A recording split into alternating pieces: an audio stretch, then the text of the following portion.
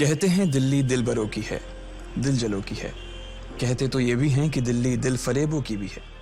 और लकी यानी कि लक्ष्मण लाल अग्रवाल में ये सारे गुण मौजूद थे। लोग उसकी शक्ल को देखकर ही कह देते थे, अबे दिल्ली से हो क्या? लकी वैसे दिखने में स्मार्ट और अट्रैक्टिव था, पर जेब से खस्ता हालत होने की वजह से रहता बेहद सिंपल तरीके से था। शर्ट का रंग उड़ा हुआ और पैंट से पैबंद जुड़ा हुआ। कहने को तो उसकी उम्र के लड़के दिल्ली की सड़कों पर रात को मोटर बाइक दौड़ाते थे, लेकिन लकी उर्फ लक्ष्मण लाल अग्रवाल सिर्फ कमरे से कॉलेज में पढ़ाई और गर्लफ्रेंड डिंपल के साथ थोड़ा वक्त बिताना, फिर कॉलेज से दुकान, दुकान से जब होम डिलीवरी आए तो वहां, और फिर घर चला जाता था। हाँ, कभी कभी जब वो किसी लड़के को खाली सड़क पर मोटर बाइक दंदनाते हुए देखता तो कहता, एक दिन अपना टाइम भी आएगा जब मैं चश्मा लगाकर बैठूंगा और पीछे डिंपल को बैठाऊंगा। देखना, जब वो मेरी कमर में अपना हाथ कसेगी और मैं तेजी से मोटरसाइकिल को इंडिया गेट के आसपास दौड़ाऊंगा तो सारे दिल्ली का दिल हम दोनों को देखकर जलेगा। दुकान में रखा हुआ बर्नॉल भी काम नहीं आएगा। लकी ने कहा और अपने हाथ में बर्नॉल की क्रीम को दबा दिया। जैसे ही उसने क्रीम को दबाया, उसका क्रीम बाहर आ गई। अबे गधे, क्या कर रहा है? वो कोई स्पंज की गेंद है क्या जो उसे दबा रहा है? दुकान के मालिक ने उससे फटकारते हुए कहा और उसके सर पर एक चपत लगा दी। Sorry sir. लकी ने अपना सिर बचाते हुए कहा। वो खरोल बाग में स्थित एक छोटी सी मेडिकल स्टोर पर काम करता था। उसकी दुकान का नाम था चमन मेडिकल स्टोर और उसके ओनर का नाम था चमन लाल। लकी पिछले 5 साल से इन्हीं की दुकान पर काम कर रहा था। यहाँ इस छोटी सी शॉप पर काम करना उसकी मजबूरी थी। लाइफ में कंगाली की वजह से उसे कॉलेज में पढ़ाई पूरी करने के लिए पार्ट टाइम जॉब करना था। उसने कई अच्छी जगह अच्छी तनख्वाह की नौकरी ढूंढी पर नहीं मिली और वो इस मेडिकल स्टोर पर ही अटक गया। गधे, अब इसके पैसे क्या तेरा बाप भरेगा? कटेगा। इसका पैसा भी तेरी तनख्वाह से कटेगा और एमआरपी से डबल रेट में कटेगा। चमन ने अपने दांतों को किचमिचाते हुए कहा। गुस्से की वजह से उसकी नाक फूल गई थी और लकी की सांसें। उसने घबराते हुए ओनर से पूछा, एमआरपी से डबल क्यों सर जी?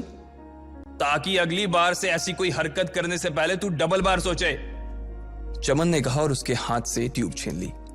उसका जी तो चाह रहा था कि वो लकी की खोपड़ी पर एक और बार अपना हाथ साफ कर ले, लेकिन उससे पहले ही दुकान का फोन बजने लगा। फोन की घंटी बजते ही लकी को वहां से निकलने का मौका मिल गया और वो भागते हुए फोन उठाने के लिए चला गया। हेलो जी, करोल बाग के बेस्ट मेडिकल चमन मेडिकल स्टोर से बोल रहा हूं, बताइए क्या काम था? ये लकी की पेटेंट लाइन थी। चाहे कहीं से भी फोन आए, लेकिन उसे फोन पर बस यही बोलना था।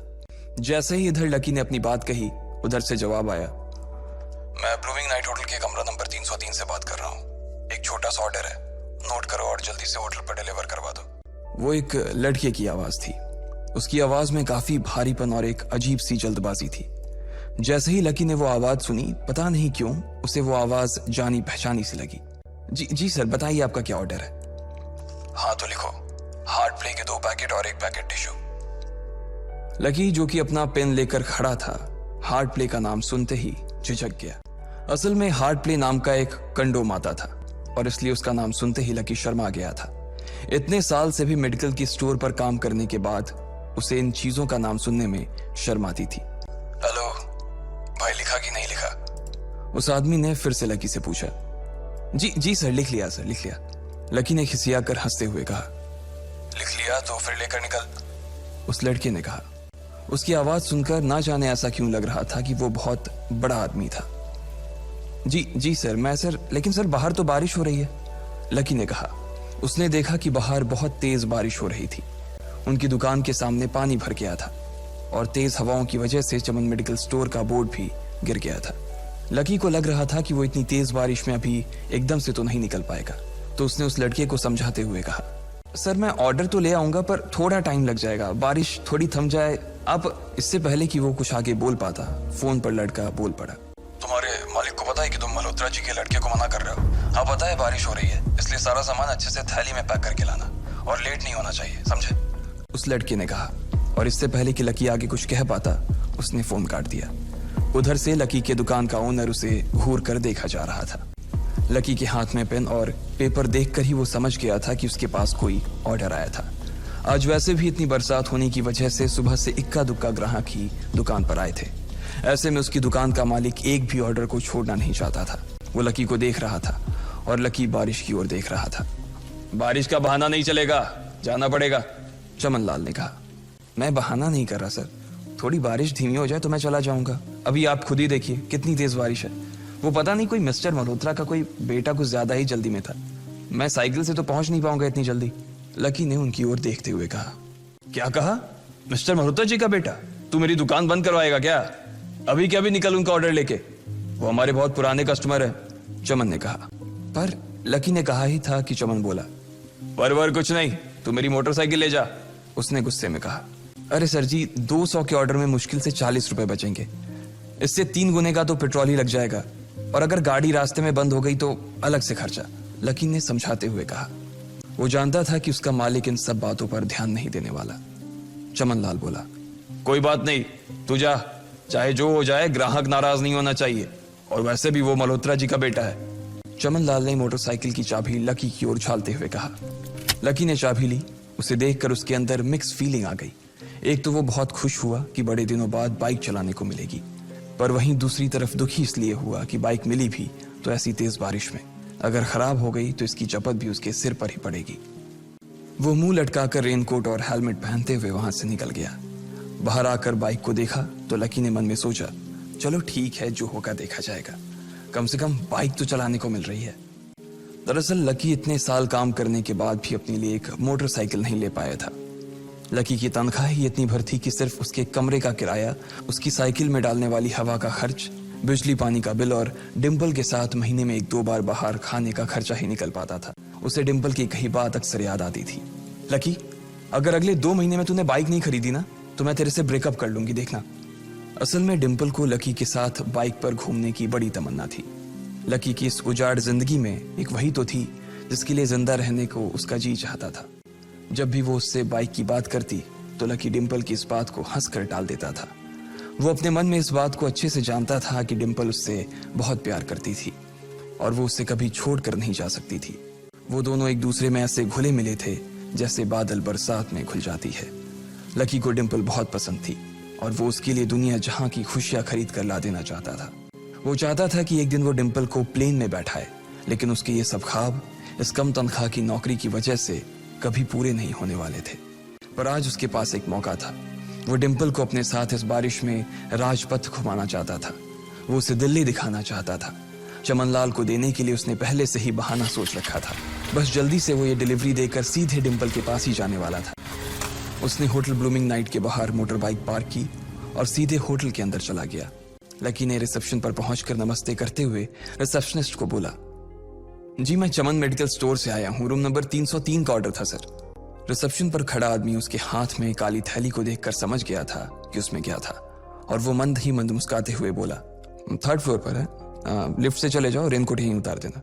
जैसा उस आदमी ने कहा लकी ने ठीक वैसा ही किया और लिफ्ट में चढ़ने के कुछ ही देर बाद वो 3रे माले पर पहुंच गया था। वो रूम नंबर 303 के बाहर पहुंचा और उसने डोरबेल बजाई। जैसे ही दरवाजा खुला लकी ने थैली आगे बढ़ाते हुए कहा, नमस्ते, मैं चमन मेडिकल स्टोर से लकी, ये आपका। इससे पहले कि लकी आगे कुछ कह पाता उसकी आंखें फटी की फटी रह गई थी। उसने अपने सामने जो देखा उसके बाद उसे ऐसा लगा कि बंद छत के नीचे भी उसके ऊपर आसमान से आकर एक जोरदार बिजली गिर गई थी। उसके सामने एक लड़की खड़ी थी। वो लड़की और कोई नहीं बल्कि उसकी गर्लफ्रेंड डिम्पल ही थी। उसने एक पर्पल कलर का नाइट गाउन पहन रखा था। उसके काले घने बाल गीले थे और उसने उन्हें अपने कंधे पर फैला रखा था। उसकी खुशबू से ही ये चीज साफ पता चल रही थी कि वो अभी अभी नहा कर आई थी। डिम्पल, तुम यहाँ क्या कर रही हो? लकी को अपनी आंखों पर विश्वास ही नहीं हो रहा था। उसने 2 बार अपनी पलकें झपका कर देखा, लेकिन दोनों बार ही उसे अपने सामने डिम्पल ही नजर आई। तुम यहाँ क्या मेरा पीछा करते हुए आए हो लकी? डिम्पल ने उल्टा उसी के ऊपर पलटवार करते हुए कहा। लकी को देखकर उसके दिल की धड़कन भी तेज हो गई थी। उसे उम्मीद नहीं थी कि लकी यहाँ आ जाएगा। उसने ना तो सुबह से उसे फोन किया था और ना ही उसके मैसेज का कोई जवाब दिया था। वो अपने मन में सोचकर बैठी थी कि वो अगले दिन खुद ही उससे मिलकर बोल देगी कि उसकी तबीयत खराब थी। डिम्पल बेबी, क्या हो गया? किससे बात कर रही हो? अचानक से एक गबरू जवान सा लड़का दरवाजे के पास आकर खड़ा हो गया था। उसने बनियान पहन रखी थी। लकी उसे पहचान गया था। साले राहुल के बच्चे, तेरी हिम्मत कैसे हुई मेरी डिम्पल को हाथ लगाने की? लकी ने जैसे ही राहुल को देखा उसके तन बदन में मानो आग सी लग गई थी। वो उसे इस वक्त इतना बुरा मारना चाहता था, इतना बुरा पीटना चाहता था जिसकी कोई हद सीमा नहीं थी। लकी जिस कॉलेज में पढ़ता था, राहुल और डिंपल भी उसी में पढ़ते थे और वो कॉलेज राहुल के फादर का ही था। डिंपल ने राहुल के पिता की एक कंपनी में जॉब पकड़ ली थी और राहुल उस पर बहुत लाइन मारता था। लकी ने 1-2 बार डिंपल को उससे दूर रहने के लिए भी कहा, लेकिन डिंपल ने उसे ये कहकर टाल दिया था कि वो सिर्फ अच्छे दोस्त थे। आज भी इससे पहले कि वो आगे बढ़ता, डिंपल उन दोनों के बीच आ गई। रुक जाओ, डिंपल ने गुस्से में कहा और लकी के सीने पर हाथ रखकर उसे रोक दिया। लकी लंबी सांसें ले रहा था और कुछ ही सांसों के बाद उसका गुस्सा शांत हो गया। अब डिंपल के पास भी छुपाने के लिए कुछ नहीं था, इसलिए उसने लकी से कहा, लकी, आज से तुम्हारा और मेरा ब्रेकअप। ब्रेकअप? लकी के पैरों के नीचे से जमीन खिसक गई थी। उसकी आंखें नम हो गई। लकी को उसकी बातों पर विश्वास नहीं हो रहा था। उसने डिंपल की ओर देखा और बोला, डिंपल, हम पिछले 1 साल से एक दूसरे के साथ हैं और तुम हो कि मुझसे ब्रेकअप करना चाहती हो? अरे मैं तो तुम्हारे लिए नई बाइक लेने वाला था। चल रहने दे, आज ही याद आई है तुझे बाइक की। अरे तेरे पास मुझे बाहर घुमाने के लिए, खिलाने पिलाने के लिए पैसे तो है नहीं, तू कहां से लेगा बाइक?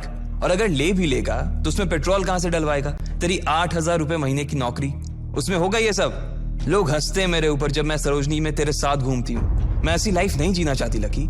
मैं तेरी तरह गरीब नहीं रहना चाहती। तूने मुझे फंसाया था, उल्लू बनाया था तूने मुझे, इसलिए मैंने राहुल से मैचअप कर लिया है। आज से यही मेरा बॉयफ्रेंड है, डिंपल ने गुस्से में कहा। अच्छा, तो बेबी ये है तुम्हारा वो बेकार सा एक्स बॉयफ्रेंड? राहुल ने पूछा और डिंपल के बगल में आकर खड़ा हो गया। फिर उसने लकी के हाथ से थैली उठाई और उसमें से हार्ड प्ले का पैकेट निकालकर उसे चिढ़ाने के लिए उसे हवा में लहराने लगा। बाप रे, इससे बदकिस्मत इंसान इस दुनिया में और कौन होगा? राहुल ने उसकी टांग खींचते हुए कहा। लकी के पास उसकी बात का कोई जवाब नहीं था। उसने गुस्से से डिंपल की ओर देखा और अपनी हाथों की मुट्ठी भींच ली। फिर वो वहां से निकल गया। अबे पैसे तो ले जा, सब कुछ फ्री में देता जाएगा क्या? राहुल ने जोर से ठहाके लगाते हुए कहा, लेकिन लकी बिना उसकी बात सुनते ही निकल गया। उसके दिमाग में डिंपल के कहे शब्द गूंज रहे थे। उसने कभी सपने में नहीं सोचा था कि डिंपल उसके साथ कुछ ऐसा भी कर सकती थी। जिस इंसान के लिए वो इतना कुछ करना चाह रहा था, उसे उसकी कोई कदर ही नहीं थी। लकी इतना हताश हो गया था कि बुरी तरह से रोने लगा। इस बार वो लिफ्ट से नहीं बल्कि सीढ़ियों से नीचे उतरा और एक सीढ़ी उतरने के साथ उसके आंसू आंखों से छलकते जा रहे थे। जब उसकी आवाज सुनकर कुछ लोग अपने कमरे से बाहर आए तो लकी ने तुरंत अपने आंसू पोंछे और तेजी से वहां से भाग गया। उसे जिंदगी में पहली बार प्यार हुआ था और पैसों की कमी की वजह से ना सिर्फ उसका प्यार बल्कि उसकी पूरी जिंदगी बर्बाद हो गई थी। लकी जैसे ही बाहर आया तो उसने देखा कि बाहर अंधेरा हो गया था।